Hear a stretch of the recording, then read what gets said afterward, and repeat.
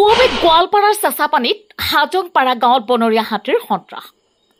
নিশাৰ ভাগত এটা বনৰীয়া হাতীয়ে অঞ্চলটোত সন্ত্ৰাস চলাই দুই পৰিয়ালৰ দুটা গৃহ ভাঙি লণ্ড-ভণ্ড কৰে।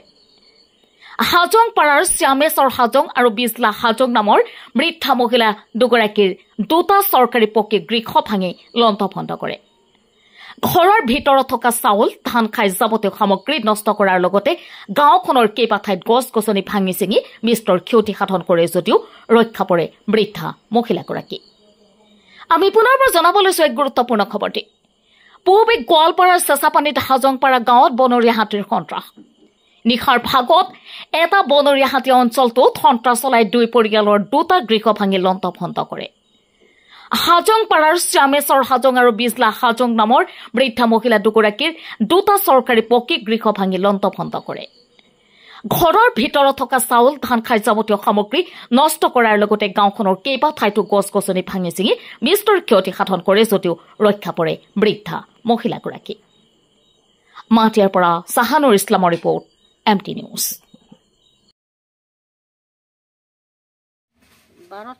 12 মিনিট বাজিছে তাতো মই ক'ব নাপাওঁ, মইতো মোবাইল চোবাইল কিছু নাজানো। 12 হৈছে আৰু 12টা ৰাতি না ৰাতি মই বাগাত দি আছিল। বাগাত দি থাকাতে পাছত ইটাটা হৰ হৰ হৰ শব্দ। পাছত মই উঠিলোঁ, উঠি নাই মোৰ ইফালে ভাঙা চোৰ কৰিছে। ভাঙা চোৰ কৰি মইতো বাবুতাক দেখা পাইছে, বাবুতাক ইফালে মাথা চব ভিতৰত ঠাণ্ডাই দিছে। মই টোপনি মৰা মানুহটো পথ মানে দৌৰি পলাব পাইছে আৰু কি পলাব পাৰিছে। মানুহ টকা ক্ষতি হোৱা নাই? হোৱা নাই। চাউল 1 বস্তা লৈ গৈছে। চাউল 1 বস্তা লৈ গৈছে। কেইটা হাতী আহিছে? এটা আহিছে। কোনদিনৰ ঘটনা এইটো? বুধবাৰ নেকি? বুধবাৰ ৰাতি কেইটা বজাত? ৰাতি 12টা নেকি? আপুনি বাগাত দি আছিল? বাগাত দি আছিল। মাৰং ক'লে পাৰিলি হয় মোক। লম্বা কৰি মাথা তথা ভিতৰত চন্দাইছে না। পাছত মই হঠাৎ তৎ পাল না, দেখা পাই মই দৰ্জা মিলাই দৌৰি দিছোঁ ইফালে। বহাই গিলা আছে তে তাহাক মাতি কিনে যায়, মই দৌৰিয়ে দিছোঁ ইফালে আৰু বিটা ঘৰত। অকলে আছিল? অকলে থাকে, মই বুঢ়ী মানুহ ন, একেলে থাকে। পৰিয়াল কেইজন আছে? 3জনহে। আপা মানুহ নাই আমাৰ ঘৰত। বহাৰেও বিধৱা আৰু এটা নাতিনি আছে আৰু মই। ক্ষতি কৰিছে আপোনাৰ? চাউল নিছে? চাউল নিছে। ধান ধানটো হোৱা নাই? পালে মানে নিলে হয়, এইফালে পাছত মানুহ ওলাল না। হাজিৰা কৰি কি জনাব? চৰকাৰক কি আহ্বান জনাব? চৰকাৰে আমাক অলপ সহায় কৰিলে ভাল আছিল। আমি একদম নিৰহ মানুহ, কাম কাজ কৰিব নাপায়, বুঢ়ী মানুহ, বুঢ়াৰেও বিধৱা মানুহ ইফালে কৰে। আমাক সহায় কৰিলে ভাল আছিল আৰু কি চৰকাৰে। পাকা দেৱালটো ভাঙি পেলাইছিল না? অকস্মাত আহিলে তাৰমানে সেইবিলাক কলগছ খাল, গমেই নাপালোঁ। আমি ৰাতি শুই আছিলে, কেনেকৈ খালে মানুহ হাৰে পেলাই কল পোৱালৰ পিছত আমি আহি পেলাই চালোঁ, এতিয়া হাতী থিয় দি আছে। মানুহটো আৰু আহিবাই নাপালোঁ।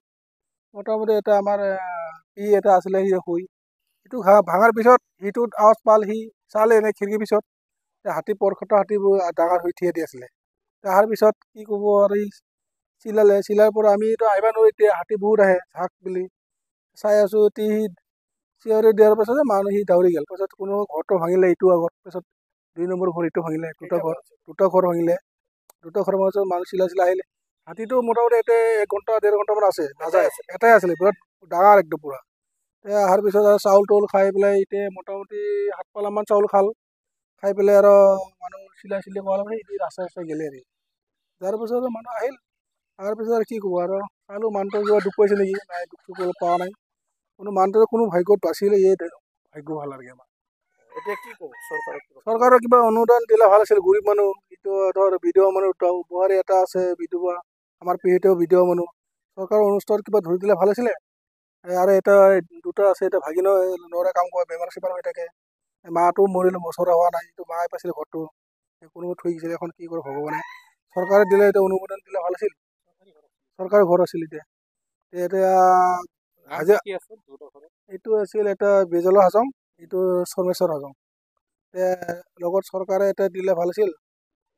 আমি আৰু কি কাম কৰিম, দিন হাজিৰা কৰি খাব। হাতী বোলে আহি থাকে, চৰকাৰে ব্যৱস্থা নিদিয়ে। এতিয়া কিবা বোলে কি কয়, কি মিছি কয়, এইটো ঝাটকা মেচিনটো আমি খুঁজি আছোঁ সিহঁতে নিদে বেলেগত দি আছে আমাক পোৱা নাই এতিয়ালৈকে আৰু টৰ্চ পোৱা নাই লাইট পোৱা নাই নিজে টৰ্চ কিনি পেলাই আমি ৰাতি যাওঁ ফুৰিব চাবলৈ ফৰেষ্টৰ মানুহ আহিলেও আমাৰ চেটা আহে আমি সেইদিনা ফোন কৰিছিলোঁ কিবা অসুবিধা নাহিলোঁ এইটো চেঁচাপানী হয় আমাৰ এতিয়া আগত আছিলে দৰংগুৰি চেঁচাপানী হয় এইটো আগত কোচধৰা ব্লক হয় এতিয়া আমাৰ কাঠলগুৰি পঞ্চায়ত ব্লক হ'ল নতুন ধন্যবাদ।